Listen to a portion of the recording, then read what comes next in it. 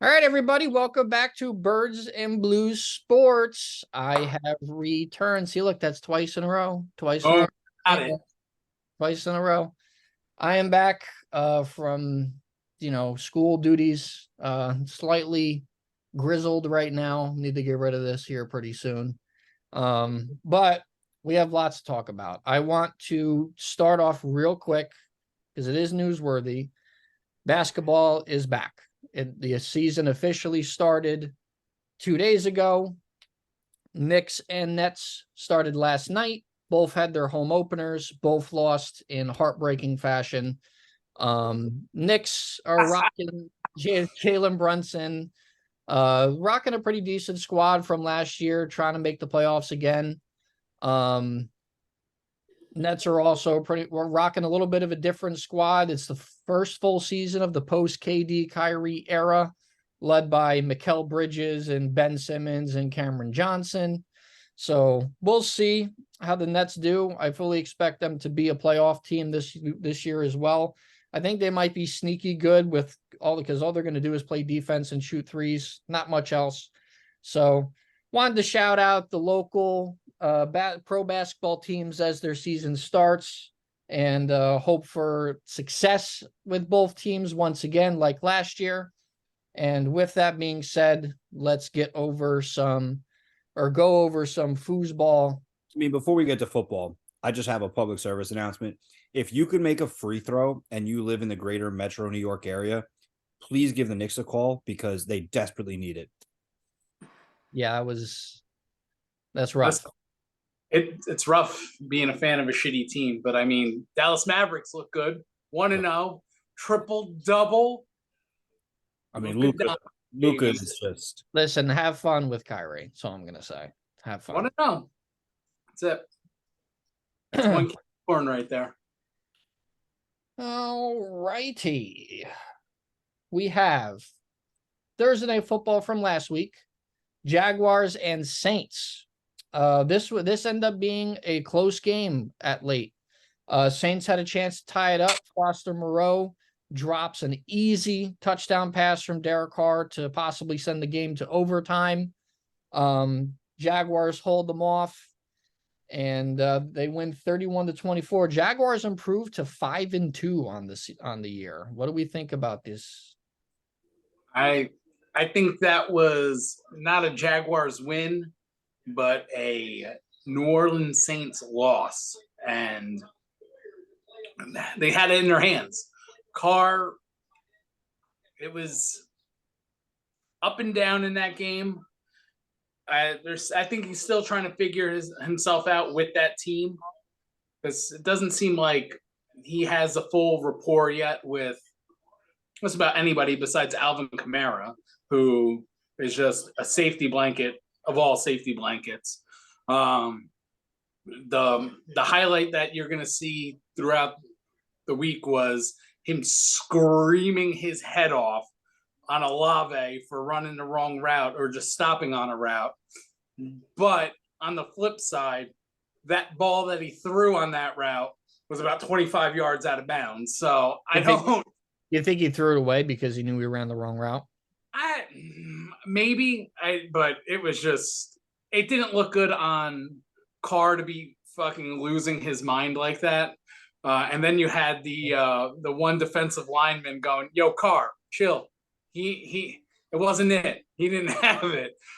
Talking a little trash, but I mean, Foster Moreau had it in his hand.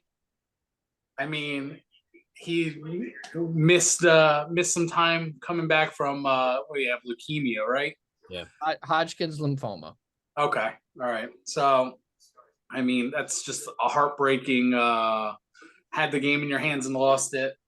5-2 for the Jags. I mean, doesn't get any sweeter than that to come out with a dub in the Superdome.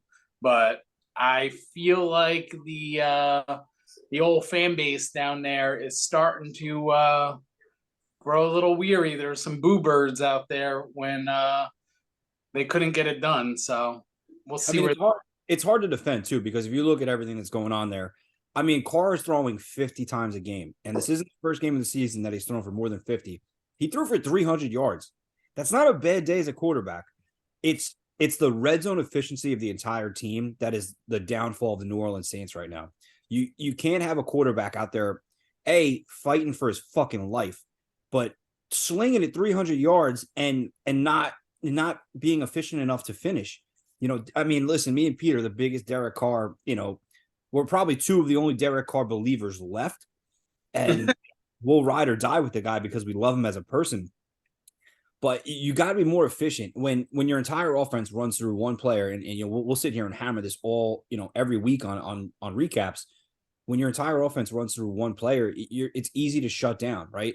And we've seen it numerous times. You key in on one player and you shut down the entire offense.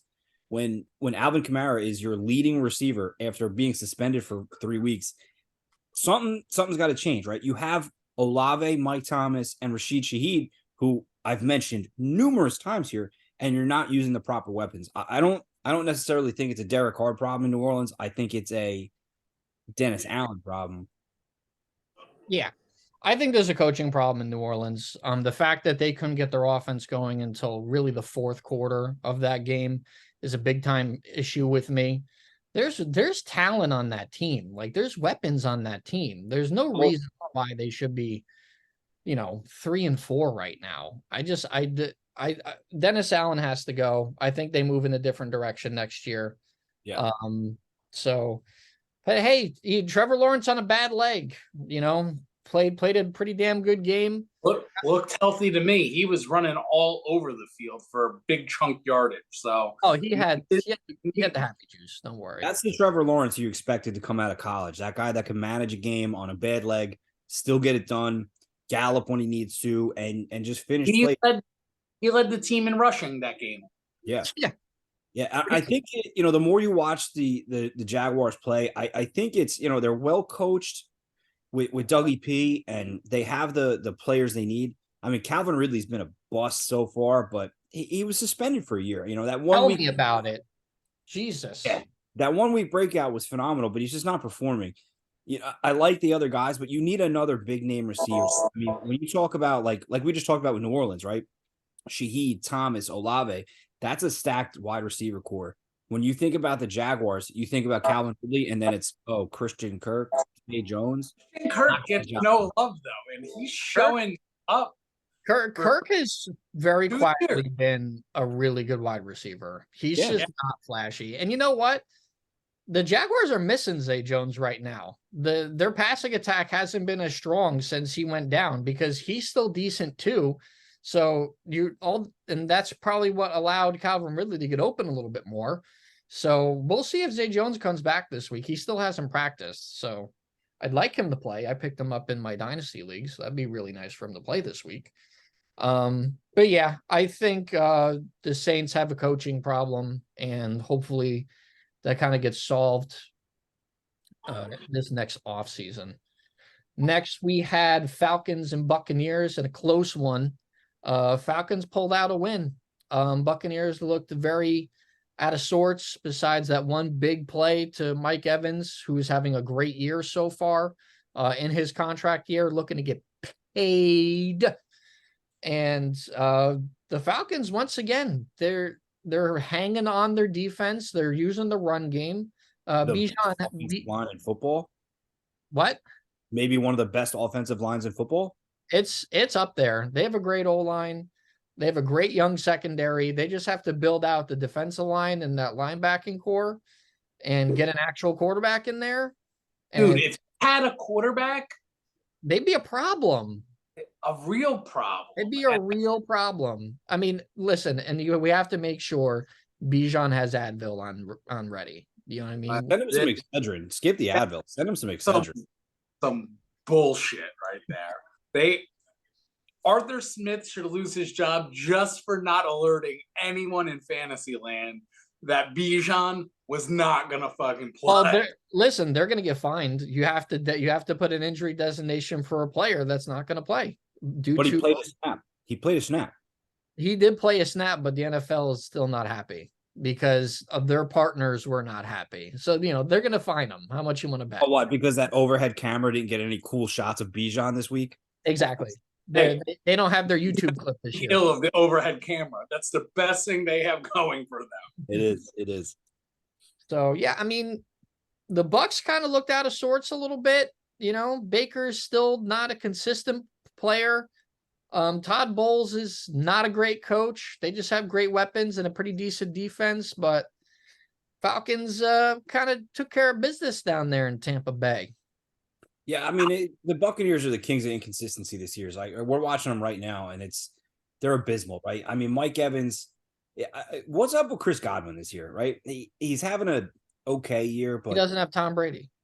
That could be it. I like Baker. I like Baker as a Buck. I think we've entered the territory where Baker is in that game manager category, and as we've seen in the past with that's all he ever was. I mean, yeah, he's never been a guy that people were like, "Wow, we have the plan around Baker Mayfield from fucking cutting us up." I cannot believe Cleveland took him number 1 overall over like Josh Allen and fucking Lamar. They took him based on the hype and to put fucking asses in seats because coming out of college, it was Baker. Has that attitude, that swagger, and I mean that only gets you so far. But I don't give a fuck. Can he throw the football? That's all I fucking away from the cops. That's for certain. Heisman hangover. I think we're going to see it again this year. We've talked about Caleb Williams before in the past. We can hit on that right now. It's to that point where when you win the Heisman, does that automatically guarantee you a top 5 pick? Like, it used to. I think it still does, but it still does. Doesn't mean that. I mean, I still think he's going to be a top tier quarterback. I'm going to say that on record now. I think he's going to be a phenomenal quarterback. I think he needs some fine tuning, and I think he needs a smack in the head and someone to tell him like, "Yo, you need to chill the fuck out." But there's a personality problem right now with Mr. Caleb Williams. When you play for USC and you're in that atmosphere, it's hard not to. Yeah, but how about you beat some ranked opponents, bro? You haven't been able to beat Utah. Beat Utah. Yeah, so let's pump it up a little bit here. But even with that, like, I will say, if you look at the 3 Utah games he's lost, they have been incredible games. Oh no, the rivalry is crazy. So I don't know. I can't wait in the fall and the Giants to give up an ownership stake for him. Oh, and then get the bed. They're not hitting the number 1 pick. We're not at the Giants yet. We're not there. They're not getting the number 1 pick. It's not happening. Right. The darkness. That was so weird. What was that? I don't know. I think it was the darkness creeping out. Okay. I was born in the darkness, Raymond. That's all right. We're gonna transition to darkness right now because the Falcons Bucks a little bit boring. Nothing much to analyze right there. I'm gonna give this right to Pete. Raiders Bears. We're gonna start the violence off nice and early. Hold on, before we start, give the countdown every week.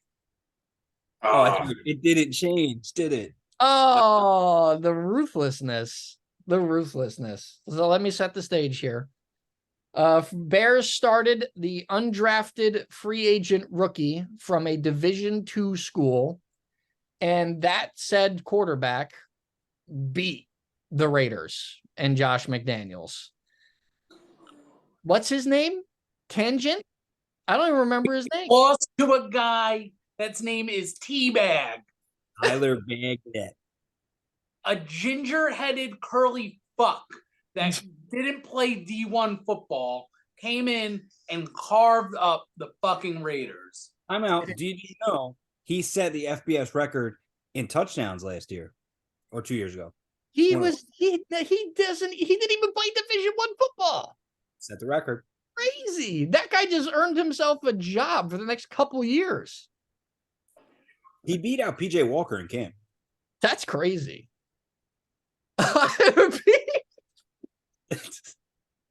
Josh McDaniels is the worst coach in football, not just in the NFL, in football. I'm talking XFL. I'm talking arena football, Canada, Pop Warner, all of football.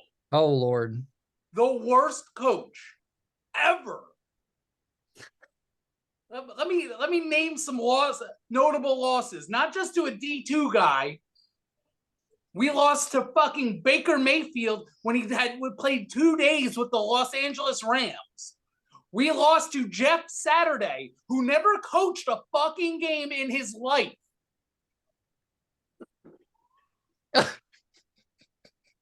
He took a team that made the playoffs and took a top 5 offense and dumped it to the bottom 5 of the league in 2 years.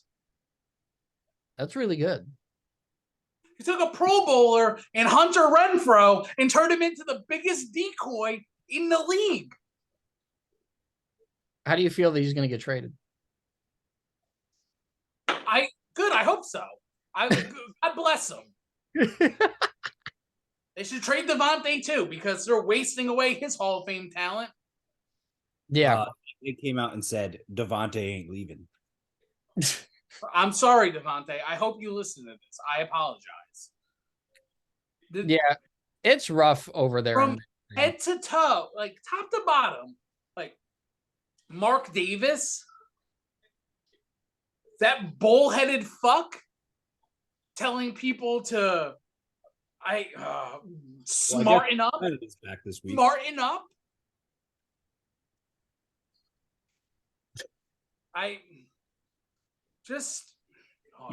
He's gonna have a stroke. Fucking on all ends of this fucking franchise, they just continue to just let Josh McDaniels nosedive this fucking plane into the ground. I hope the Raiders lose every single game from here on out. I don't want them to win another snap of football until Josh McDaniels is gone. I have gone on record and I have signed the petition to fire Josh McDaniels. Someone step in. I'm going to have an aneurysm. Well, let's talk about the future, right? Is your misery as a Raiders fan, which I've seen for most of our friendship, which is a long time, what do you do next year? How do you fix their ship? McDaniels, gone. Okay. Fucking Ziegler, gone. Mark Davis, sell the team to Tom Brady for fucking, give him the $100 million, whatever. Take that and just walk away from the fucking franchise because you're a piece of shit. That's where you start. It's not the roster. It is not the roster. And fucking defensive coordinator, nobody knows how to fucking tackle. Just arm tackles. Right. You could have scored a fucking touchdown on that team last weekend. Yeah. They one guy from the fucking Bears said that they watched tape and he was like, that team on tape was not the team that showed up. And I don't know if that is a product of the team just quitting on the fucking coach and just saying, hey, maybe we can get somebody's attention by not fucking playing. Yeah, I think you hit a great point there, Pete. I mean, just so you can catch your breath here and get your blood pressure down. I think when you look at the Raiders, I mean, you know, you and I talked about for our survival pool pick. We figured out of all the teams, the Raiders had to be the best bet to pick. And then they march out that product on Sunday. I forgot about the fucking survivor pool. Fucked us out of like $600,000. Fuck you. All right, so this week's title, it definitely has to be not safe for work. Oh yeah, no, 100. Humanity is back with a vengeance after a nice clean 2 weeks. Why? Well, what was this? What was the reason for that? I forgot. We were requested to tone down the cursing by a certain salty little Eagles fan there. Thank you for the Musil and Orange Gatorade. Musil and Orange Gatorade. Appreciate it. Yeah, I mean that team looks like they quit. They look like they quit. They want changes in the top, and the only way they're going to do is by playing bad football. And that's the only thing that, I mean, sitting on my couch on a Sunday, that's what it looks like to me. There's nothing else to say. They look like they quit. They look like they want to just pack it in for the year.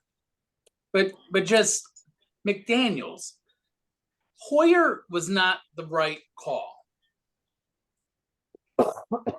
You brought him in when Garoppolo went down the week prior.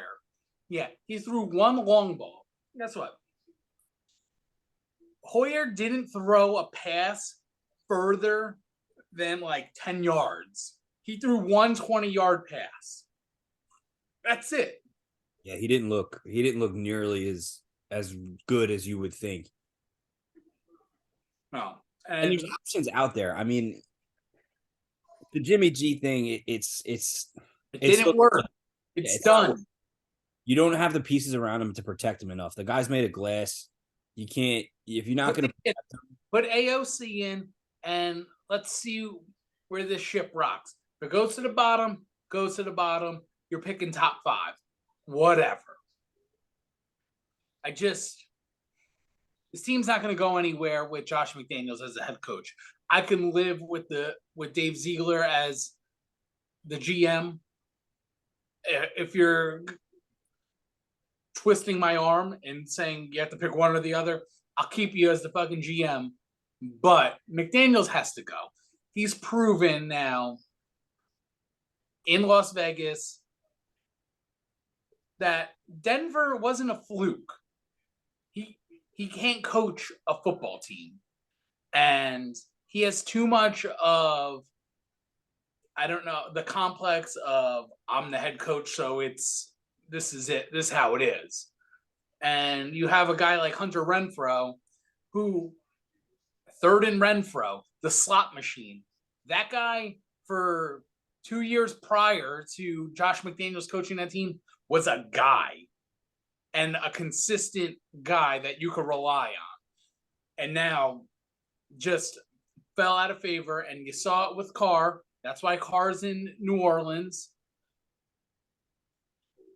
I mean, they had no reason to treat Carr the way they did at the end of that season. Carr was doing exactly what he was supposed to be doing. They did him so dirty. They really did. They threw him under the bus and blamed him for all the offensive woes when it was on the coach. So, but he's not here, and we're having worse problems. Yeah, it's not good. It's only gotten worse. So, not good for the Bears. Fire Daniels and give a call. The new head coach, whoever comes in, give a fucking call to New Orleans and get Carr back. I don't know if Derek Carr wants to come back. I wouldn't. I wouldn't come back either. For Jameis at this point. All right, let's move Atlanta, on. get Taylor Heineke. Fuck off. Hey, listen, Desmond Ritter's going to be available. Fuck off too. All right, next we had a really wild game. Browns-Colts. Browns somehow won this game 39-38 after Deshaun Watson came back from his shoulder injury, and that lasted about 5 minutes until he hit his head and thought that he had a concussion. They checked him. He passed it, but he said his shoulder still wasn't feeling right. So he sat the rest of the game. PJ Walker decided to play the rest of the game, and it was a referee flag fest with no defense whatsoever. Myles Garrett was the only highlight of the Cleveland Browns defense. Blocked field goals, sacks, tackle for losses, fumble recoveries. He was just all over the field in that game. And a fluke phantom pass interference call led to the Browns winning 39-38 in a total head-scratching, weird-ass game. Yeah, I mean, there's a lot to take away from this game. You know, I don't even know where to start. Gardner Minshew looks like he was never ready to play football ever again. And he's just so inept at playing football in Indianapolis. But again, I'm not blaming Gardner. I really am not, because that entire team was tailored around AR and JT. And that's it. That you put a guy like Gardner, who's a gunslinger, in that position, and he all of a sudden he can't find Michael Pittman. Like the first name I had picked out today was free Michael Pittman because you deserve better than that. Thank God he catches that 75-yard bomb at the end to scrape together a fantasy day for some of us that have him. On the other side, has Amari Cooper's name been mentioned at all this year? No, it hasn't, because that entire offense is just so trash that it's beyond mention. Deshaun Watson, I mean, what the fuck is going on? It's just bad. It's I don't so know. bad. It's bad. And that's Sean, the highest paid quarterback this year. he is a quarterback diva. And for him to, oh, my shoulder, you're getting paid, what, $260 million guaranteed? Mm-hmm. Get your ass out there and throw the fucking football. I don't care if your arm is falling off. Throw the football. And imagine having Deshaun and Bijan in your lineup on a Sunday. That's good. Terrible. But I mean, Amari Cooper, I'm not shocked that we haven't heard from him because this is his MO. He disappears, and then all of a sudden, he's going to have 200 yards and 2 touchdowns in 1 week, and you're going to be like, oh, he's back. And then he might linger on for a little bit, and then he's just going to go back into obscurity. The Colts, the only bright spot that I saw was Jonathan Taylor's getting it back. I mean, he's catching the ball more, and he's starting to get his legs under him. He's going to be a problem. If they can just stay competent with Minshew not giving away the game, I think they can be competitive. And the last thing, Myles Garrett, man. This guy is a freak. He's built like a super jumped the fucking lineman to block that field goal. Cleared everybody. Yeah, that's a 280-pound man doing a 65-inch box jump. It's Unhuman. Yeah, it's not normal. Nothing about it. To land and then to get back up to block the kick. Yeah, it makes no sense. They're still very much led by that defense. They're gonna live and die by that defense. Funny enough, PJ Walker is undefeated as their starter right now. They have won every single game that PJ Walker has started for them. Shout out to Temple's finest right there. Yeah, it's kind of crazy in all honesty. But hey, the Colts are actually the only team I believe I read, or one of the few teams in the league that has scored 20+ points every single only team. They're the only team to score 20+ points every single game. Yeah, so Shane Steichen's doing something right. So next we have Commanders Giants. So I was absent last week, so I wasn't able to comment on the Bills game that the Giants played. So I'll kind of summarize how I feel about the Giants these last 2 weeks here real quick. Giants won this game 14-7. It really should have been 28-7. I mean, the score is not indicative of how much they beat the shit out of the Commanders. Sorry. Because it made Jonathan Allen so mad post game that he just went nuclear on his team in the locker room, pretty much saying he doesn't want to be there anymore because all they do is whoop our ass. So even when the Giants are fucking atrocious, they still always beat Washington some way, somehow. I don't understand it. Now, I went on this big rant about how the Brian Daboll, it sucks, the coaching sucks, blah, blah, blah, blah. They listened to me because over the last 2 weeks, the coaching has looked completely different. The team has looked completely different. The defense is surprisingly shut down right now. Like, I got to shout out a couple players from the Giants defense right now. Dexter Lawrence is still a freak. Leonard Williams is getting sacks. Kayvon Thibodeau has been a monster the last 8 games, very quietly. Just can't catch it. Bobby Okereke and Micah McFadden might be the best linebacker duo the Giants have had in fucking 10 years. Deonte Banks is a dog. He is top 5 in every major cornerback advanced statistic that you could possibly read or look at. And he got his first career interception in that game, but he is a shut down corner that the Giants have been looking for. And it has been very impressive to watch him play. Wink Martindale has turned that up. He has that defense turned up. They've only allowed a total of 20 points in 2 weeks. And the Commanders were averaging 25 points a game coming into that game. The Bills obviously are the Bills, which we'll get to them in a little bit. I got some things to say about the Bills. But the other big story, besides the coaching being good, Tyrod Taylor, baby. Tyrod Taylor had a great game against the Washington Commanders. And he became the first African-American quarterback to start and win a game for the Giants in franchise history. Almost 100 years the Giants have been around. He's the first one to do it. So erase that rhetoric. That rhetoric needs to go. Yeah. Giants like a black quarterback. Listen, we need to get into modern football here. That's all I'm going to say. Daniel Jones still is not cleared for contact. There's something going on with his neck. Like he's able to practice, he's able to throw, but the doctors are, for some reason, very wary on his neck, which is never really a good thing. You know, I hope this isn't career ending or career threatening for him. But Tyrod Taylor, I'm a Tyrod Taylor fan. He needs to stay the quarterback right now. The offense is clearly better with him at quarterback right now. He's not playing scared. He's playing confident. He's finding the right guys. Saquon is healthy, which is always good. They've had like 8 or 9 different offensive line combinations, but we have to shout, you know, we've been giving Darren Waller a lot of shit. He's very quietly been very good for the Giants. He's played every single game this year. He is third in all of, he has the third most yards for any tight end in football. He'd be second if it wasn't for TJ Hawkinson, who's only 10 yards above him.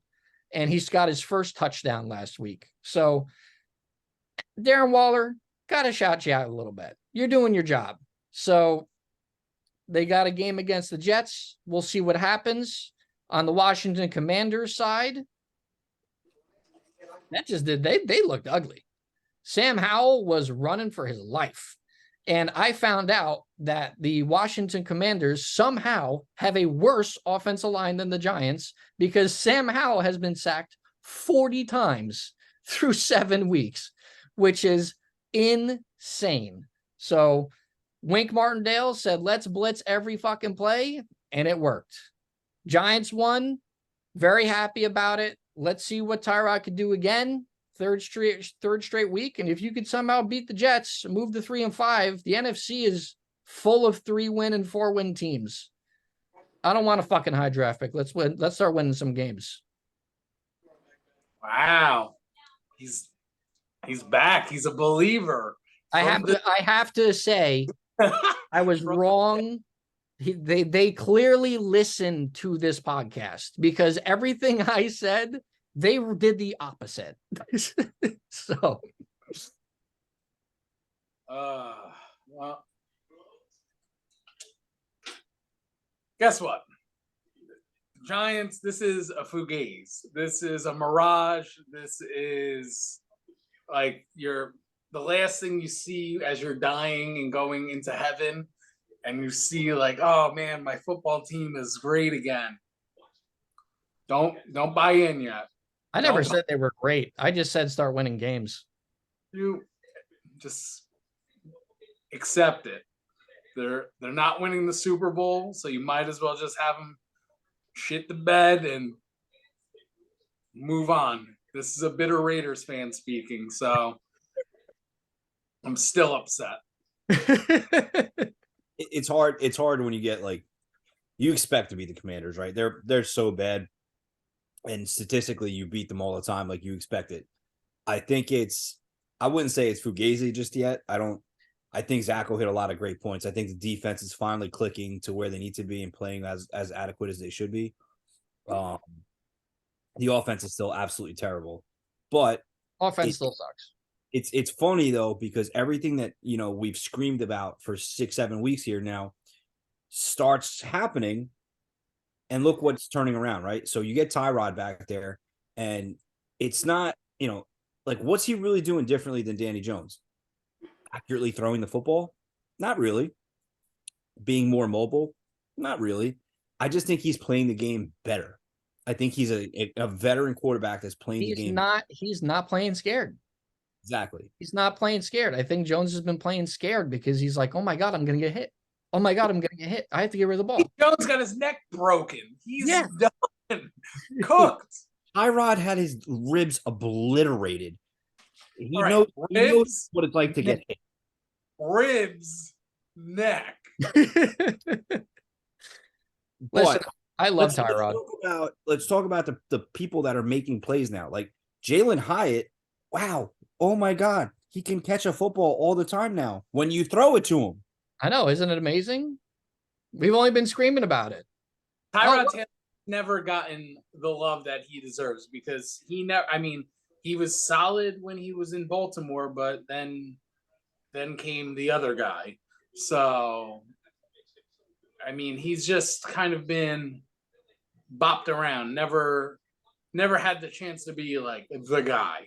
Now, I'm not saying that he is necessarily the guy, but he's showing what he can actually do.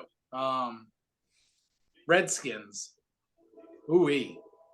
That stat about the sacks, man. Howell is just running for his life. I think what's the record for sacks in a season? 76.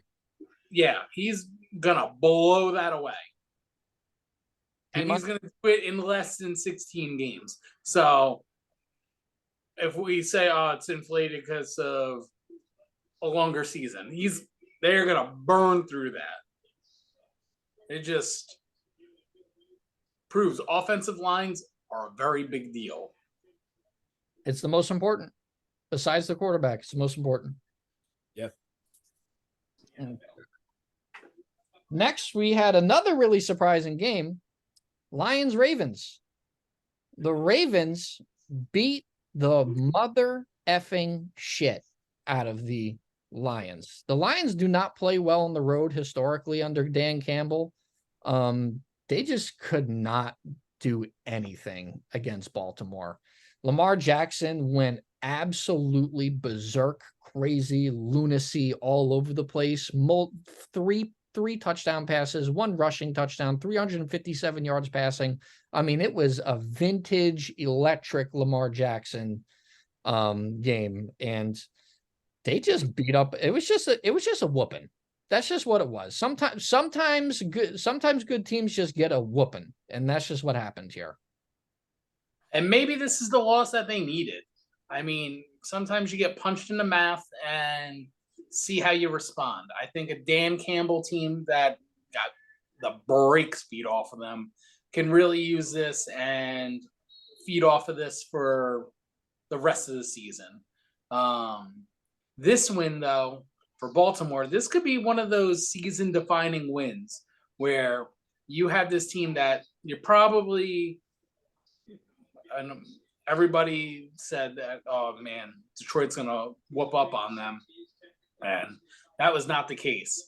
And now, word on the street is that they are in the market for a certain running back that listens to this podcast.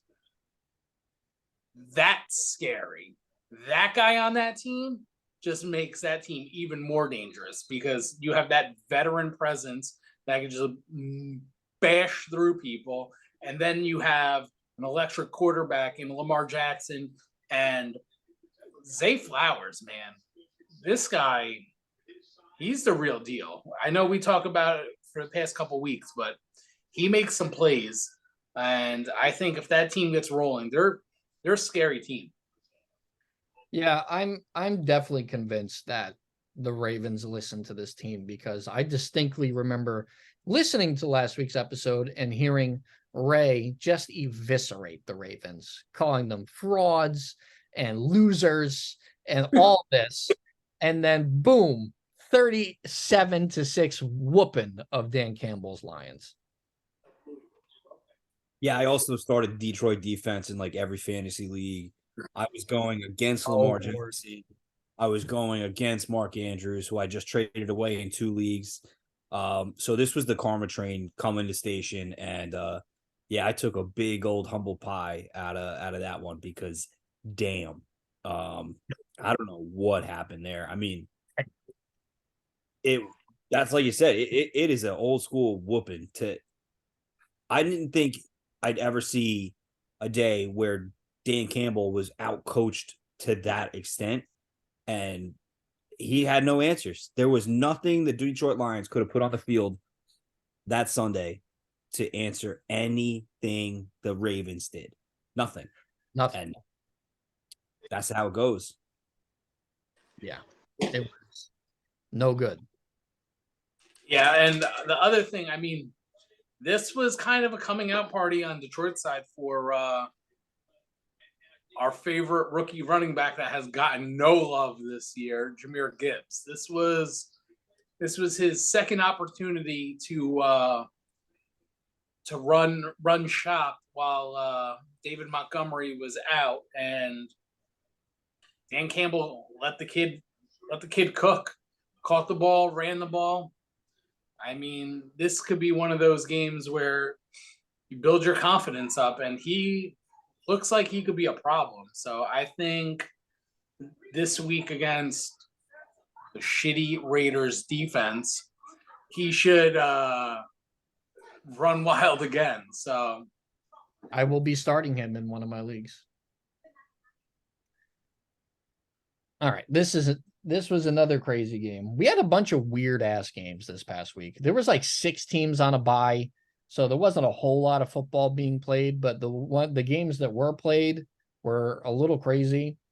Next was Bills Patriots. Patriots at home with a massive, massive upset of the Buffalo Bills. 29-25. Mac Jones, Bill Belichick taking down Buffalo, dropping them to 4-3. Predicted on this podcast. Listen, the Bills are frauds. I'm saying it right now. You cannot be 4-3 and call yourself Super Bowl contenders. The Bills are way too inconsistent on offense. Josh Allen has been way too inconsistent this year. Stephon Diggs looks like he's ready to fucking punch a hole in the wall every time we see him out there. And they just got out-coached, and they've been out-coached a couple of times this year. So I'm just not sold on Buffalo anymore. I mean, they're playing the Bucs right now, and it looks like they're taking the lead here. But I mean, we expect them to beat on the Buccaneers. So I just not a fan. I'm fading the Bills this year. I mean, I think they came in this year a little overhyped. I know they're dealing with injuries, but every team's dealing with injuries. So I'm fading the Bills after that kind of loss right there. Yeah, I think it's safe to say it's almost it's safe to fade them a lot of times. Like, tonight's matchup, it's easy to pick the Bills because it's the Bucs, right? And they should. But even right now, it doesn't feel like a great game. I mean, they're up 10-0. Josh Allen just walked in for a touchdown, but it's the bad offense of the Bucs that's creating this game. The Bills, they offer the same shit week in and week out, and it's just not working. It's the same bad product over and over and over, and it's not changing. So again, are we talking about a bad coach? Are we talking about a coaching problem again, or is it a quarterback problem? I don't know. I don't think it's a quarterback problem. I just think there's a lot of dysfunction in that team, and they're just not. I think we said it in the beginning of the year that their window was close to close, or if not closed already, and gone. It's slam shut. Window's done. You need to. Josh Allen's your guy. You just need to. I think you just need to blow it up. And they've never been a team statistically that has a running back that can pound the ball. It just seems to not work. Diggs is not happy. He's probably a goner. So I don't know. The defense is still pretty good, but I mean, this was a Belichick win. I think everybody just we're writing his epitaph and we're sending him off to pasture. Well, maybe Bill listens too, because he was and he was like, "No, fuck you. I'm still very much the guy." Yeah. Or I think maybe the wrecker. yeah, I think it was a very Bill Belichick win. But yeah, I think the Bills are frauds, and maybe they're listening while we're recording right now. But so yeah, just really interesting. Next, Cardinals Seahawks, another division game in Seattle. No DK Metcalf in this one, but Jackson, Smith, and Jigba had a great game. Jake Bobo had a really good game. Geno Smith kind of using his weapons a little bit more this time. The Cardinals they're just not a good team. Poor Joshua Dobbs down there. He's not going to be there next year when they draft a quarterback. But Seahawks got the win, and I don't know. There's not really much to take from this. I just think the Cardinals are bad. They are. And the only thing to take away from this is the date of November 10th. And that is when Call of Duty drops. Oh, no. Kyler Murray, he's a full participant in practice. No limitations. He's might be coming back this week. We'll see against the Ravens. If he does, look for a blow-up game. And then on the 10th, he's going to fade away to his mom's basement so he can hit the sticks and do some Call of Duty. That's the only thing I have for this. It's just Dobbs is just a substitute. We said it before. I called for him to get his jersey into the team store. That happened. And I called for it to leave the store. That will be happening once Kyler Murray gets back. Yeah, that's all I got for that. DK Metcalf, maybe he's going to come back with green or purple hair. I don't know. You know what? I thought you guys hit it great last week when I was listening. DK is such a diva. He's the biggest diva wide receiver in the league. And there's really no reason for him to be, because he hasn't done anything special yet in this league besides be like 1,000-yard wide receiver and built like Calvin Johnson, but like is nowhere near talented as Calvin Johnson. It's the Temu Calvin Johnson. Yeah, he's like the Kmart Calvin Johnson. Yeah. Like, I'm just not understanding what's going on there. And he's shoving people, like getting flagged left and right. Pete Carroll's probably like, good. You know what? You're hurt. Take a seat this week, bro. Yeah. And I mean, the Seahawks, they're just the Seahawks. Nothing special, nothing flashy. That's it. Yeah, I got nothing to add. I mean, that's all really spot on. I do want to add, it's funny this year with the Seahawks, right? We hear two names: Jackson Smith and Jigba and DK. Where's the other guy? Lockett's disappeared. Yeah, Lockett's disappeared this year. Fell off the face of the earth, right? Incredibly. I don't understand what's going on. I don't. The guy lit it up every year, and now all of a sudden he's just. But he's getting old. I mean, even last year he was okay. It wasn't like, I don't know. I think the writing was on the wall for that, someone to fall off. I don't think they expected both of them to fall off, because DK hasn't done anything of merit this year either. So they're a bad team. They're a bad team. And I think Geno I think he caught lightning in the bottle last year. And I think that lightning is starting to die out. He got paid off of it, so kudos to him for not writing me off and not writing back. But looks like his letter's in the mail right now. Next, we had Steelers Rams. Steelers, man, continuing to win games that we think they can't win.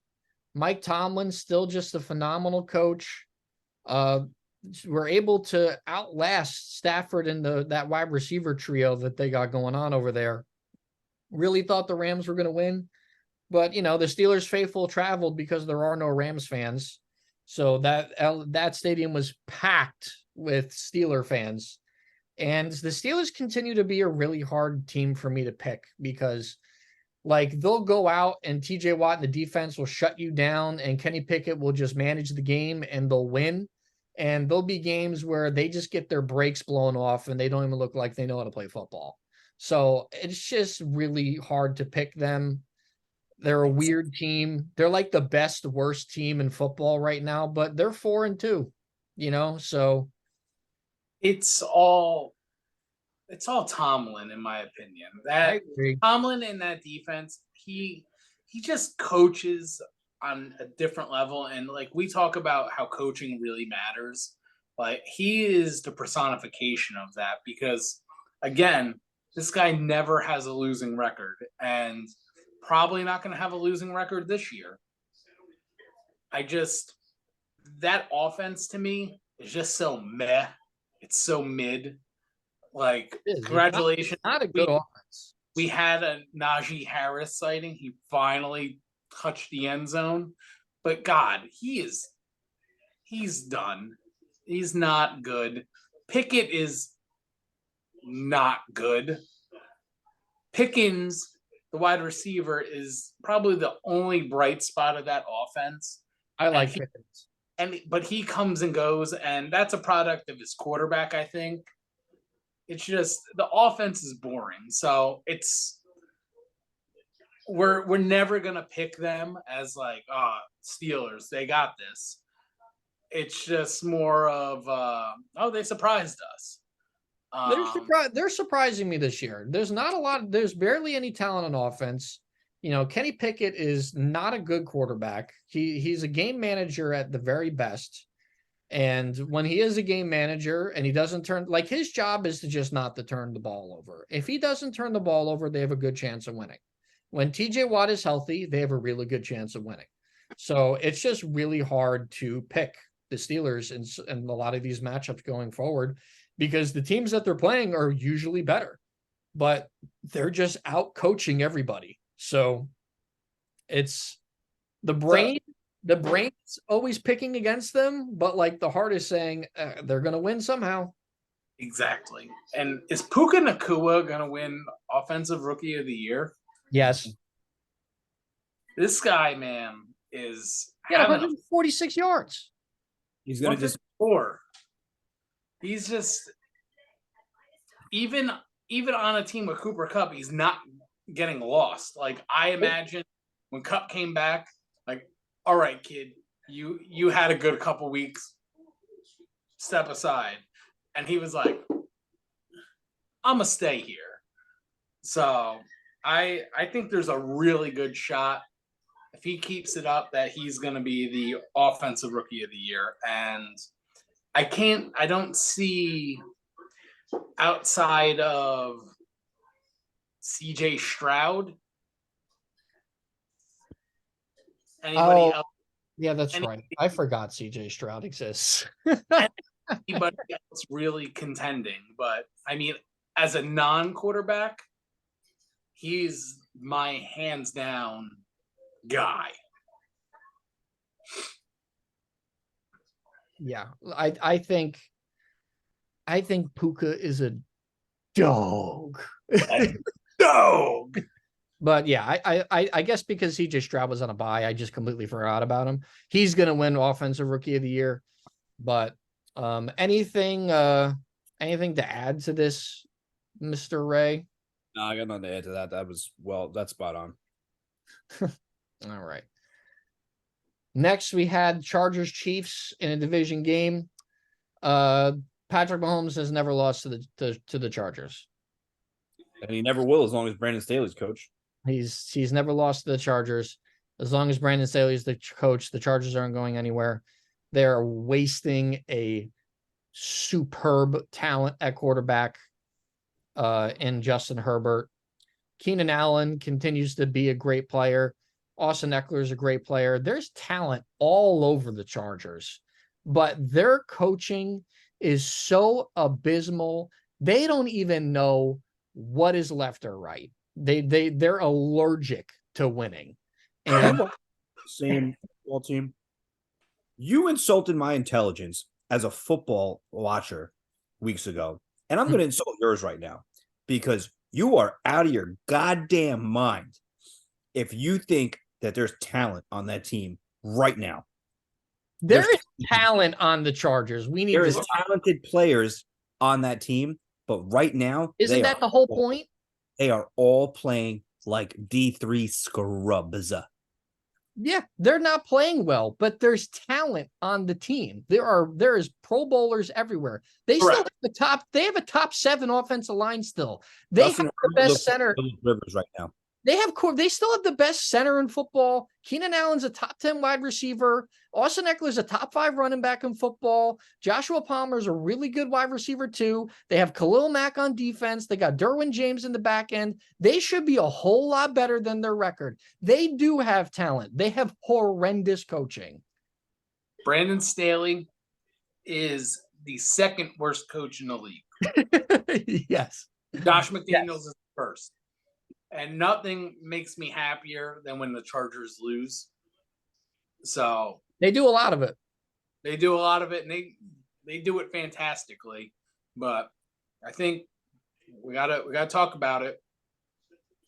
Taylor Swift. It's a real thing. Listen, what would you? Wouldn't you want to show out if your girl's in the stands? My man is playing out of his mind right now. What is it? He averages over 100 yards receiving. Is that the game? When she's in attendance, and when it's like 35, 46 yards. So my dude he's shucking and jiving down in the end zone, doing his thing. What's that old saying? What's that old saying? You never go down in front of the missus. never go down. Because guess what? Travis Kelce is a dome. Yep. Patty Mahomes is the best quarterback in the league, hands down. And I know he struggled a little bit, a couple bad outings, but this Chiefs team. I want to say this real quick because we debate quarterbacks a lot on this show, and I read something today that really kind of puts everything in perspective. There is one great quarterback, and that's Patrick Mahomes. He is the one truly great quarterback. Everyone else is like good, like or really unquestioned. Everyone else is either really good or good. Like he is just a tier above himself. No matter what, he never plays bad. Very, very rarely, and his bad days are most quarterbacks' good days. So, like, as long as that guy is on that team, breathing air, look, Chris Godwin. They're just going to go to the championship game. They're going to make a title game like all the time. It's just Patty Mahomes is the equivalent of the greatest Halloween candy in the world, candy corns. Just elite level, unquestioned, the best. Oh Lord. Listen, I love candy corn too. I'm not going to go crazy and say it's the best Halloween candy here now. It's the GOAT of Halloween candies. Here's the time. I'm not even going to debate this. I'm just going to say it. Belongs in the trash. You belong in the trash. Yeah. But I'm a trash can and a trash can't. Ooh. The Chiefs were coming up on the trade deadline. They already brought back Mecole Hardman. As predicted on this podcast. As predicted on this podcast, right here. Right there, this guy. Lips. Look at him. Your ears. This happened. Look, they're not done yet. No. Expect a lot of teams to sell. I think there's going to be a lot of teams selling, especially in the AFC. because they're like, well, fuck this. Like, we can't win. I don't think, I don't hold me to this, because I don't think the Raiders would ever trade Hunter Renfrow to the Chiefs.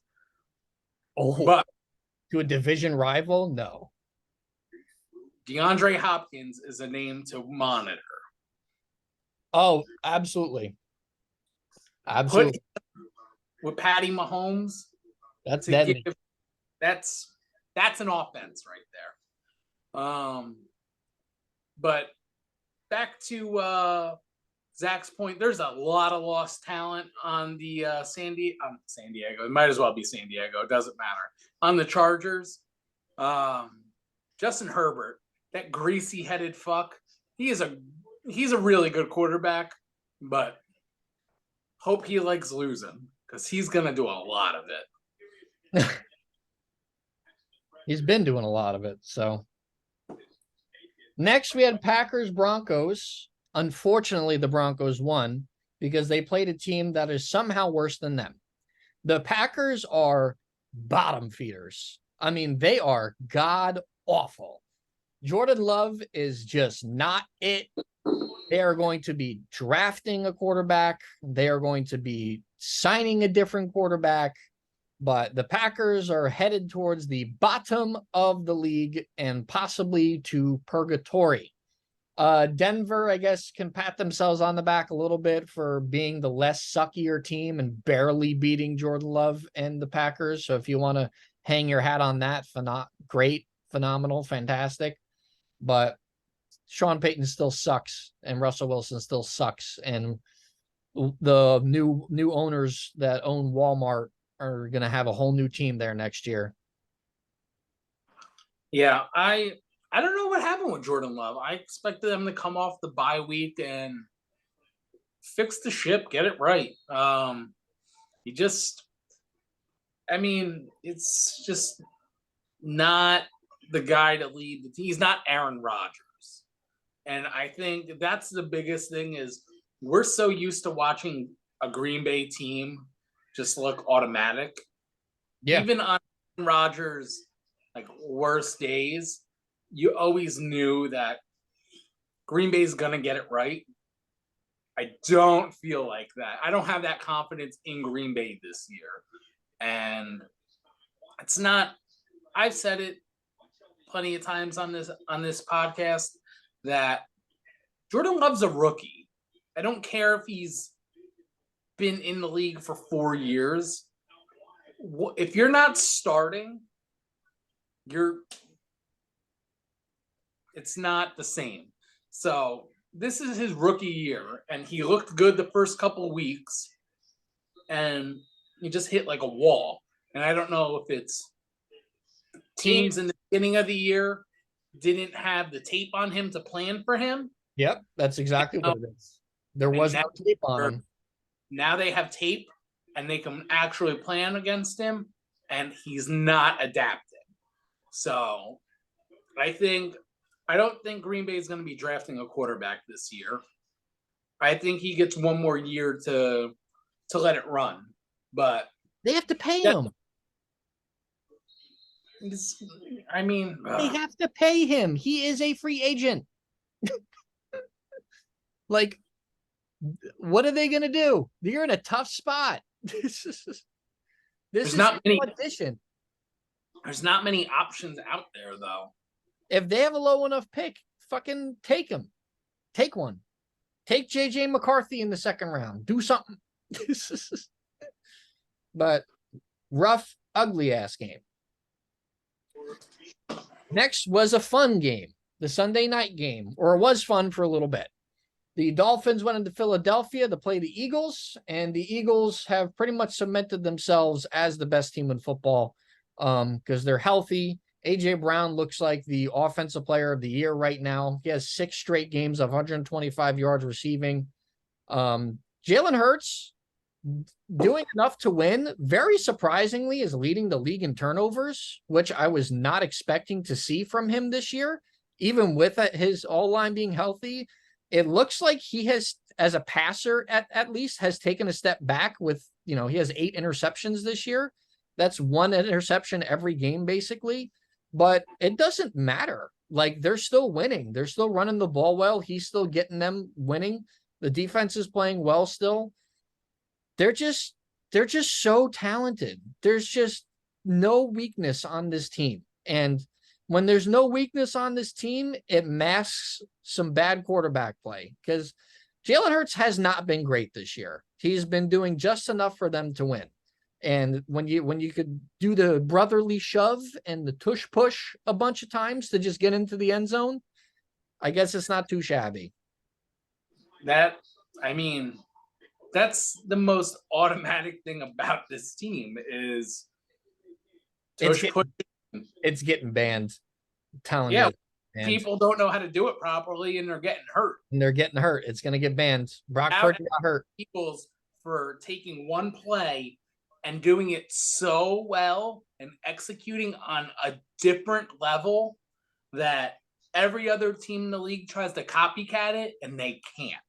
That is, for that reason alone, I think it should stay, because in the beginning of the year, I was hell-bent on getting this rugby fucking rule, this play out of the fucking league.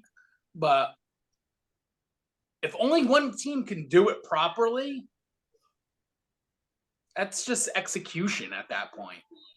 I mean, yeah, Brock Purdy did get his brains rattled doing it this week, but don't do it if you can't. I'm still, it's a loss for the Dolphins, but they lost against arguably they just played the better team.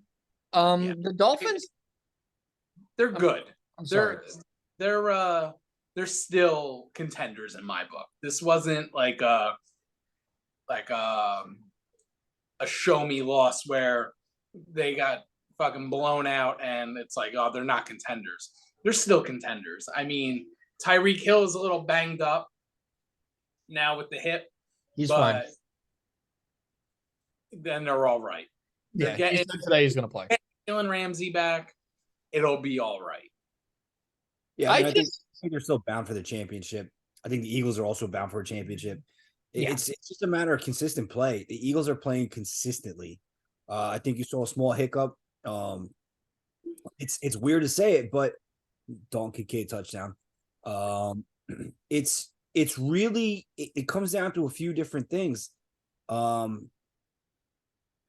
Like the consistent play. You can't say it enough. It's weird. You're going to see a real test for Philly this week, because as much as the Giants beat up Washington plays up to Philly every time they play. And that Washington Commanders Philly game is always a trap game. So if Philly comes out and dominates Washington, then I think they're back. I think they're clicking on all cylinders. They always they haven't played up to competition until this last game.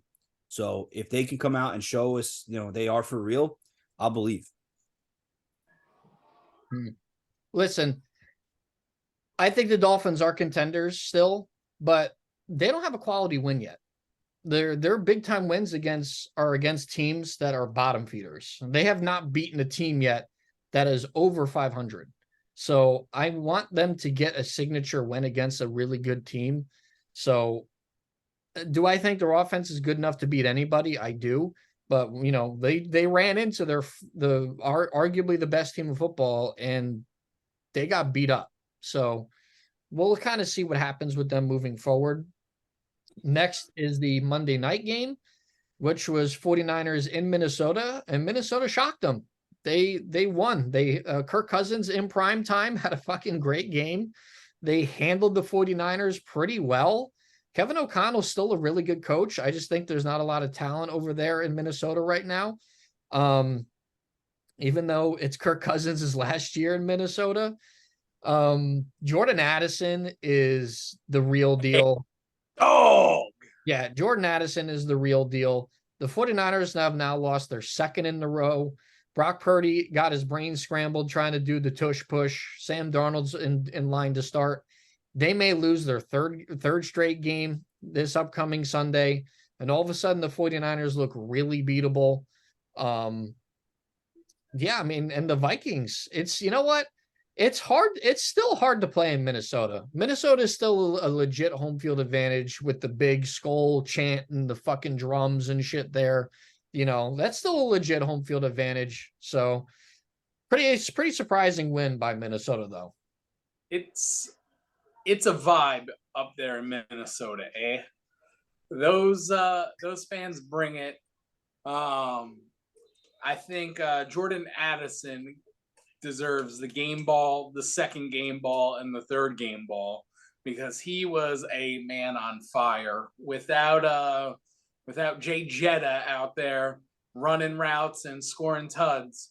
He stepped right in and he ripped that ball out of Ward's hands and took it to the house 60 yards. Was a very, very impressive play. Yeah, that was crazy. He got it back after he got one stolen out of his hands. Just a clinic for Minnesota. I think Brock Purdy getting his brain scrambled. He wasn't the same after that.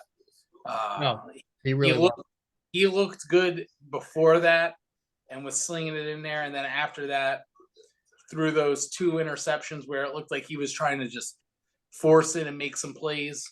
Kind of alarming loss by the Niners. And can we just talk about the automatic lock that is CMC? Tutted up over $400 million in bet money. Would he have won all of us if we've been rolling over his anytime tuds? Dude is the best player on the planet. Even with a sore oblique, looked no worse for the wear. I think San Fran is still going to be there at the end. Minnesota, I guess. I mean, Kirk's not coming back, right? We're good on saying that. I'm very confident he's not coming back. I mean, shout out to them for trying to still win. If I was a GM, knowing silver and black, better than anything we fucking have. I can see him being a Raider. Good, because guess what? Justin Jefferson wants to play with him too. Come on, right now, right fucking now. I will help move him. They're gonna pay him. He's not going anywhere. I don't know. It just, I think the big thing is we find out who the 49ers are this week. You're going to roll out Sam Darnold and you're down, I think Debo is still hurt. So now we see their real identity. Now you really see if the 49ers are really who we think they are. You're going to see it on Sunday. You're going to see who they are. And that's that. I mean, if you can win with Sam Darnold and win in impressive fashion, like you have been, then you're for real. Yeah, I think so. I think if they could win with Sam Darnold, with Debo being on the sideline, I think that's a big win for them, and it kind of gets them back on the right track. So let's start previewing some week 8. There wasn't a lot of review to do because no one was playing last week. We had 6 teams on bye. Schedulers are absolutely insane. What? The NFL schedulers are out of their mind. Yeah. There's 6 games last week, and then this week we're back to a full slate. Yeah, it's a little weird. All right. Well, we're watching right now. Bucks Bills 17-10. Before the game started, I picked the Bills at home. I think this is a must-win game for them. I think this is a game they will win and kind of stop the bleeding a little bit from Sunday. Billy Goats are gonna. I mean, I had them to win this game, but they're not looking overly impressive right now. Yeah, I got the Bills winning this one. They don't look great. This looks like a stinker of a game. I could actually see the Thursday night schedule. There's been some decent games though. I mean, I can see the Bucks coming back if Baker can score on this drive, and Better beat him, Mike Evans.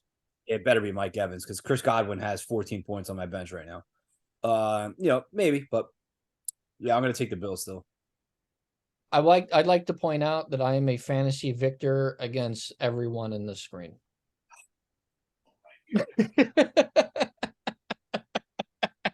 Dare you?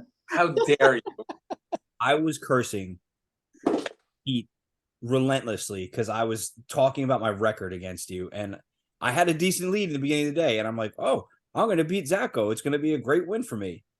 And no. Nope. Back to we are now. I had a couple rough years in the auction league, and it's back to normal now. It's all good. You've been in the league, what, 6 years, 7 years? I won it in 2017 because my first year was 2016. So yeah, 7. Yeah, 7 years. Yeah, I think I'm like 2 and fucking 15 against you. It's disgusting. Yeah, you've beaten me a total of twice in the 7 times and for 7 years. Yep. Yeah, I'm 5-2 against you. So a couple of times. Yeah. Okay. That's true. Next we have Jets Giants. There's no road or away team here. They're playing each other for the first time in 4 years.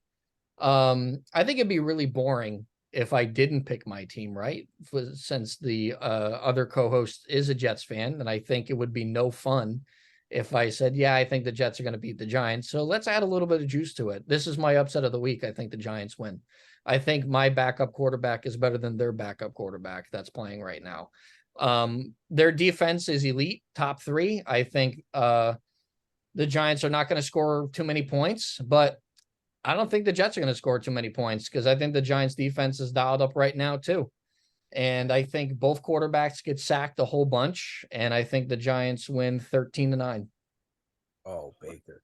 Since this the other co-host that is the Jets fan is not here, I'm going to step up to the plate for him.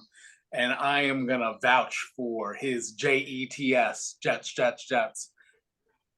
Since you brought up the fantasy, I'm coming with vengeance right now. The Jets are going to shut out the New York Football Giants this Sunday. And Zack fucking Wilson is going to put up 20 points on them. Which, by the way, he's never done in his career. So that should be interesting. First, Dano, this one's for you, baby. So I'm going to give everyone a little tidbit here because my predictions have been phenomenal this year and spot on. I'm predicting if you take $25 out of your little bank account and you put it on New York Giants defense first touchdown, you will cash in at the bank and thank me later. The Giants are going to win this game because it is going to be a battle of defenses. And like Zacko said, our backup quarterback is better than your backup.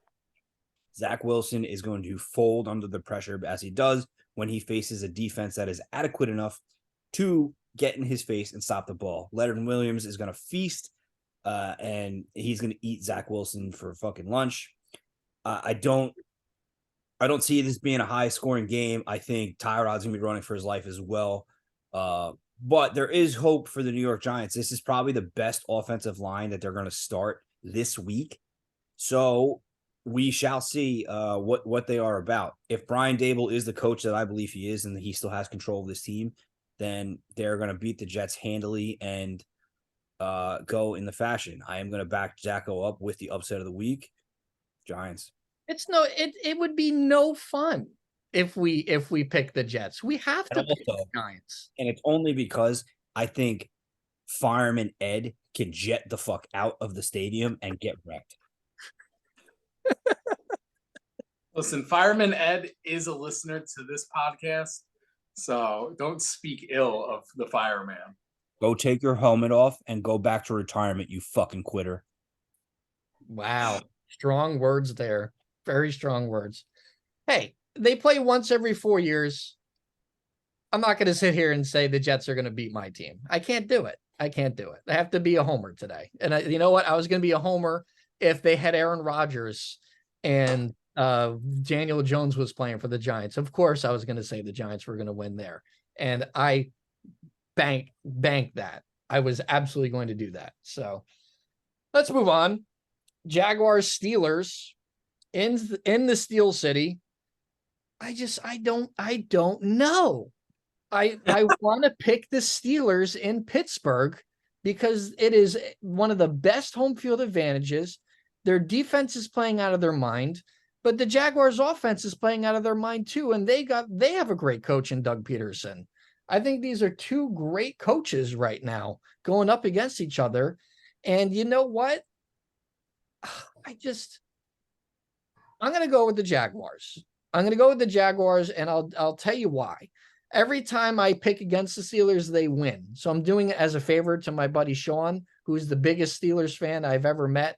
And every time I pick against them, they win. So this one's for him because my brain is saying the Jaguars should win this game, but my heart is saying the Steelers will win this game. So I'm going to go with the brain again, and I'm going to pick the Jaguars, Trevor Lawrence, Doug Peterson. They get it done in Pittsburgh. Yeah, I got to back you up on that one. I'm going to go exactly the same. Watch for Calvin Ridley to have his best career game as a Jaguar Sunday. Lock it in. Ditto. Locked in. Next, Eagles Commanders. Like Ray pointed to earlier, the Commanders always played the Eagles tough for whatever weird reason. They're in Washington, but it's not that much of a, it's a small drive away. I'm taking the Eagles. Jalen Hurts is dealing with a knee injury. We don't know the severity. They refuse to tell us the severity, which makes me think it is decently severe, but he's playing through it. But either way, I'm taking the Eagles against the Commanders. Tush push, brotherly shove, Eagles. Yeah, I think the Eagles are going to win in a surprisingly good fashion. I think I don't think Washington can rebound after that loss last week. I think Ron Rivera is a phenomenal coach. He's a phenomenal man, but time's come, man. I think it's time you hang it up and move on. Washington needs a complete retool and revamp. I still think it's the Caleb Williams show next year in Washington, and we go on from there. Eagles will win. They're not getting the first pick. You're crazy. That's just me. Hot take right now. Caleb Williams is not the first overall pick in the draft. Oh, Lord. You heard it first. We'll see. He'd have to have a pretty serious fall off for the rest of the year. So next, Rams, Cowboys. Cowboys coming out of their bye at home, opening up against the Rams. I'm going to take the Cowboys here. Mike Parsons, nice and rested, going to feast. Dallas is coming off a really good win against the Chargers when they went into their bye. So I'm going to take the Cowboys. I'm also going to take the Cowboys. And in honor of our missing member tonight, take the Cowboys with the spread. Micah Parsons is going to dominate. LA is just limping into mid-season form. Missing Kyron Williams is a huge piece. Puka Nacua and Cooper Kupp are absolutely stud 1 and 2s. I think this Cowboys defense has enough talent to cover them and limit them to maybe 100 yards each. But other than that, that's all LA's got to do. All LA is going to be able to do is just throw the ball to those guys. If they could break free, might make it an interesting game. But I think Dallas defense covers them pretty well and handles LA pretty well. I think we just started seeing it before their bye. They started getting CeeDee Lamb going. I think they continue with that. Dallas. Next, we have Vikings in Green Bay. Packers coming off that really bad loss to the Broncos. And I think the bleeding continues. Vikings are riding high right now after a big win against the 49ers. If they could go in and beat the Packers and all of a sudden they're 3-5, like shit gets interesting again. The NFC is still wide open, man. It really, really is. Even 8 weeks into the season. I'm going to take the Vikings. Yeah, I'm going to take the Vikings as well. I've been saying it nonstop. Jordan Love is not a good football player. He doesn't even make the top 32 players in the world. He shouldn't be a starting quarterback. He's just not there. Kirk Cousins is the real deal. He beat the odds in the primetime game, and yeah, I think you're spot on. I think he rides. I think the Vikings ride high. Even missing Jay Jetta, I think Jordan Addison is going to cover that well. They have enough players in that system to just keep it going. The Cam Akers Alexander Madison thing frustrates the shit out of me due to fantasy reasons. But they have a 1-2. If they use them properly and they show balance between their two running backs, it works and it works well. Do it. Yeah, Vikings easily. They need to give Cam Akers run with that team. He's a better running back than Madison. Captain Kirk, baby. Let's keep that train rolling. Also, Ray, just to follow up on your financial advice, $25 for New York Giants defense first TUD is plus 2,800. That is 725 cold ones right there. So what? You think a pick six or like a fumble recovery for a touchdown? Zach Wilson's going to cough up the ball, and the New York Giants defense will be the first touchdown of the game. I might do it just for the fuck of it. Just for the hell of it. Next, we have Falcons Titans. Titans will be starting the rookie, Will Levis, the Mayo Muncher. So for that reason alone, I'm picking the Falcons. I just think they're a really talented team. Arthur Smith has them going in the right direction. Still not a fan of Desmond Ridder, never will be until I draw my last breath. But the Titans are just sinking their ship horrendously. They already traded Kevin Byard to the Eagles. They're in total sell mode. They're starting the kid, Will Levis, and they're also going to play Malik Willis too with a certain amount of packages. That just reeks of disaster. So I'm picking the Falcons. The only place where that worked out was in the University of Florida with Chris Leak and Tim Tebow. It ain't happening in Tennessee Titan land. Much as this pains me to say, Desmond Ridder is going to go get his dub this weekend. He is not top 32 talent, right? Jordan Love is better than him. But Probably. Bijan, someone send him some migraine medicine. And get on the field.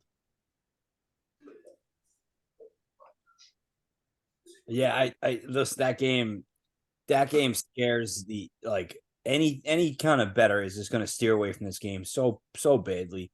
You have dog shit quarterback versus dog shits quarterback. It's just atrocious.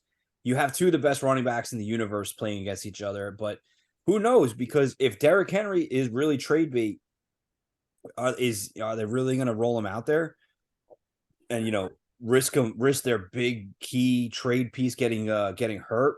I mean, for my fantasy teams, I'm praying to God he plays. But make me a good offer then. Yeah, I don't even know how to pick this game. I think it's got to be Falcons by default because starting Malik Willis and Will Levis, you're just absolutely hopeless. I got nothing for this game. It's the Falcons in one of the worst football games of the year. Let's not lose sight that Will Levis was hyped up as a potential top 5 draft pick. I think Will Levis will be a good quarterback.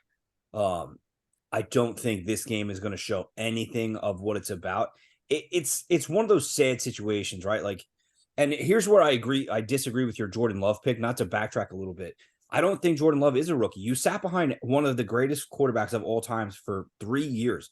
You should have enough capability to roll out there in your 4th year of sitting and be a good quarterback and be a good like at a minimum of game manager, and Jordan Love doesn't even look like a game manager at this point. Will Levis is sat behind Malik Willis and Ryan Tannehill, who I think if you line the three of them up right now, Will Levis might be the better quarterback out of the three of them. And it's just sad that these young quarterbacks get thrown into systems where they're destined to fail. And I think that's what this kid's going to do.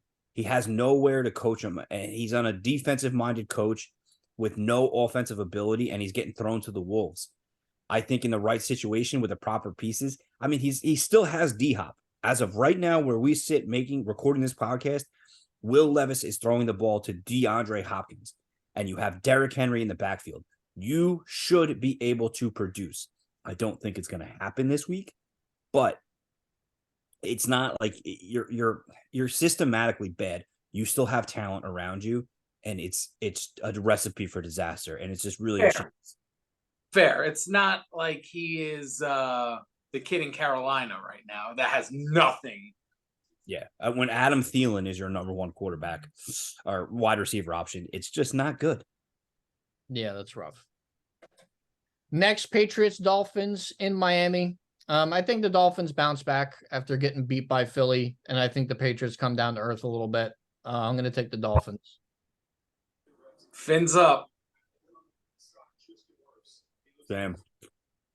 Fins up all around. Saints Colts in Indianapolis. I'm going to pick the Saints. The Colts, like Ray has said, Gardner Minshew is now playing in a system that's not tailor-made for him. I understand that the Colts continue to score a ton of points, but I'm going to take the Saints just because I think Derek Carr is better than Gardner Minshew. But the Colts might win based off of coaching, but I just don't trust Gardner in this system right now, so I'm going to pick the Saints. Carr is better than Minshew, but that team seems to gel and click a little bit more, and they score consistent points. I'm going Colts. I guess this would be an upset. I'm going Colts. Yeah, I got the Colts in this one. I'm sorry. No, I have the Saints in this one. I picked the Saints. I think this is a comeback game. I think it's a get-right game. I don't really know what's going on with Olave, if the league is going to take action against him or if he's supposed to suit up this week. But I think that travesty that we watched last week is I'm hoping they sat down and had a come-to-Jesus meeting where Derek Carr admits, guys, I can't throw the ball 50 times a game and expect us to win. You want to throw for 300 yards a game, then guys got to step up. I think the Saints are going to pull this one out. I think the Colts are going to fall on their face because JT and Zach Moss can't do everything. If you find a fun receiver in downs, but Michael Pittman's got to be involved, and Gardner has to get these two guys going, and I just don't think he's built to do it. So I don't believe in the system that they're running out. I'm going Saints. All right, next we have the Texans versus the Panthers, the battle of the number 1 and number 2 picks. I think the Texans are going to show the Panthers what they're missing, and showing the Panthers owner who wanted Bryce Young because the whole coaching staff wanted CJ Stroud, and that's been made pretty evident and clear by Frank Reich himself. So I think the Texans come out of the bye, go into Carolina, and CJ Stroud shows up Bryce Young like nobody's business. Boom. Yeah, I'm with you. Same. You can't say it better. Right now, the Texans are the better team. They're coming off a nice bye week. CJ Stroud is gonna ball out and show everybody what's up. Next, we have Browns against Seahawks in Seattle. No Deshaun Watson again. PJ Walker to start. He is undefeated as the starter for the Browns, but playing in Seattle is tough. PJ Walker still isn't that great of a quarterback. I'm going to take Geno, the Seahawks, Pete Carroll. I'm going to take them this week. Temple's finest goes into Seattle land and relies heavily on Myles Garrett to get the job done and wreck Geno's world.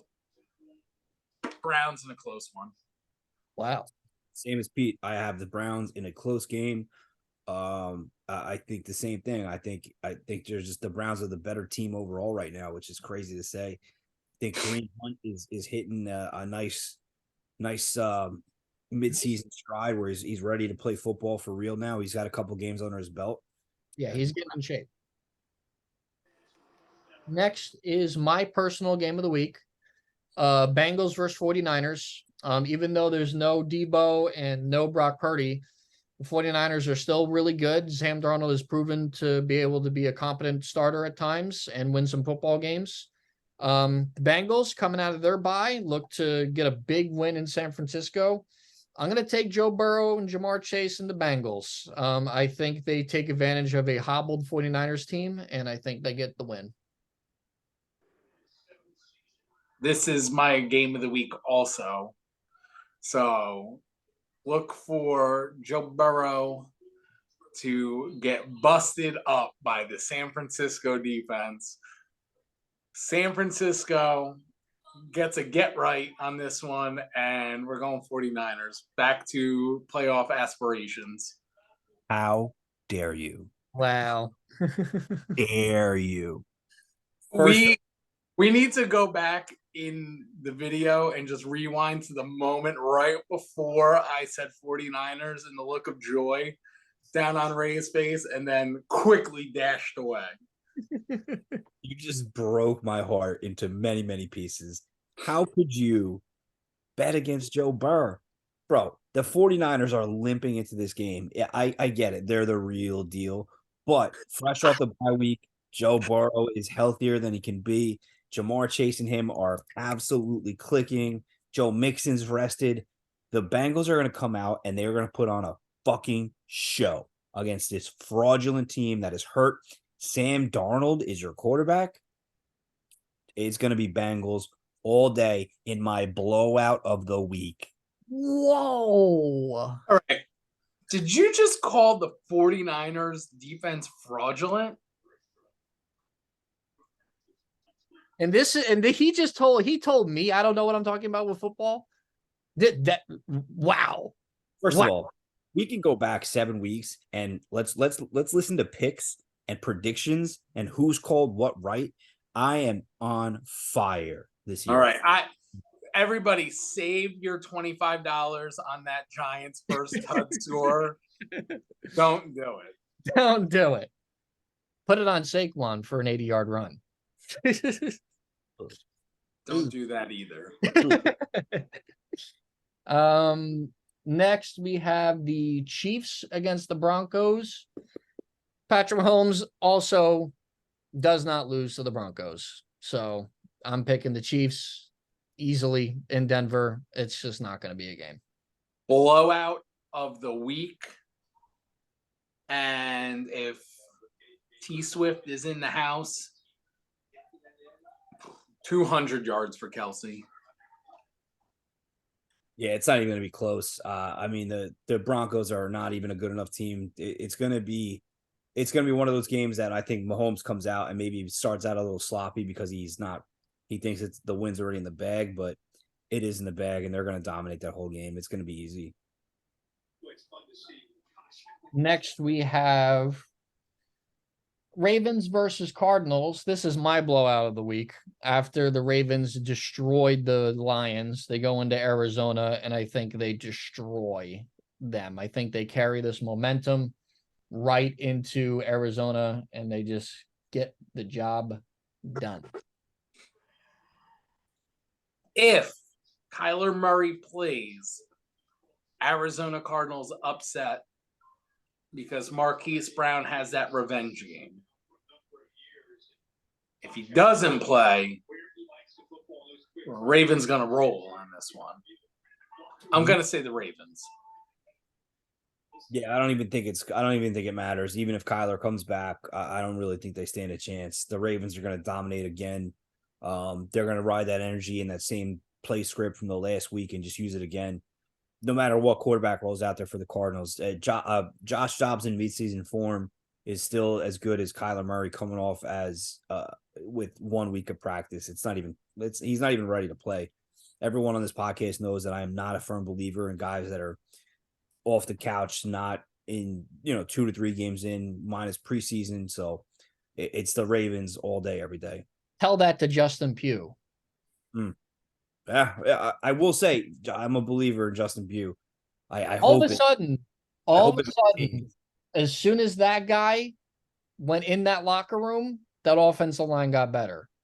That's But you know all. what it is? I think if you watch Justin Pugh and been watching what's happening with him, he didn't want to leave football. He was begging for teams to sign him. I think he was in game shape, ready to go, and he clearly looked it when they put him in a position he wasn't ready to play. He looked like he was ready to play football. Yeah, and performed admirably, by the way. Yes. And now all the Giants offensive linemen are wearing straight off the couch shirts. Good Lord. Sunday Night Football. Bears Chargers in LA. I'm gonna pick the Chargers here. I still think they're better than the Bears. I'm sure they could lose this game because Brandon Staley is their coach, but I can't possibly think that the Bears undrafted rookie can do what he did against the Raiders again against the Chargers. So I'm going to pick the Chargers. I will never pick the Chargers. I hope that redheaded fuck teabags them so fucking hard. Yeah. Unlike what Pete said, I will never pick the Bears. And yet another week will tick by with my nipples completely safe. Yeah, I think the Chargers remember how to play football this week, and all the people that I talked shit on about an hour ago remember that. Oh yeah, we are playing in a professional football league and actually put up points and score on offense like they should. So Chargers easily. All right. Monday Night Football. Pete's Raiders against the Lions in Detroit. Jimmy G might play. Looks like he might come back. I don't think it's going to matter. I think the Lions are very angry when coming home. Dan Campbell's going to have them gassed up, and I think they crush the Raiders. Probably. But I'll never not pick the Raiders. Upset of the week, Raiders. Book it. Yeah, I can't get on that train with you, buddy. I wish I could, but I think the scariest person in the NFL to be right now, or the most scared person in the NFL right now, should be a Raiders offensive lineman, because Dan Campbell is going to be literally injecting Bane venom into the fucking defense prior to the start of that game. And it's in prime time, and the Lions play great in prime time, and they're going to just put on a show to make everybody forget what happened to them last week. Who is your guys' fantasy player of the week? Keenan Allen. Ooh. Wow. The team that has no talent.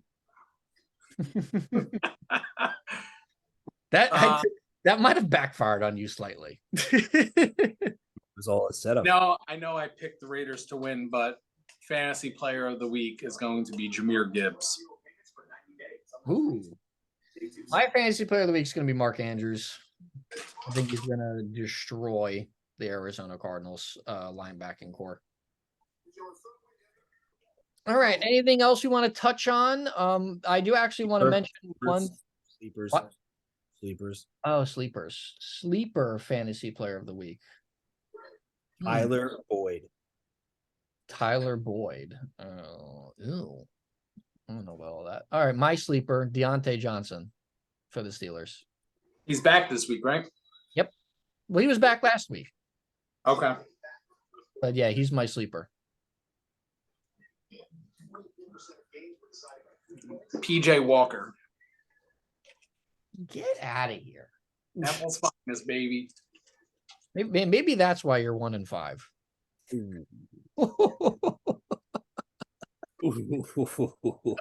I chose violence. Sorry. So anyway, if you want to talk about something else, shout out Air Force fucking football, baby. 7-0. The Air most Force talented non-power conference college football team in the nation right now. United States Air Force football. Let's go. pretty damn good. Pretty damn good. Gotta admire that background right there.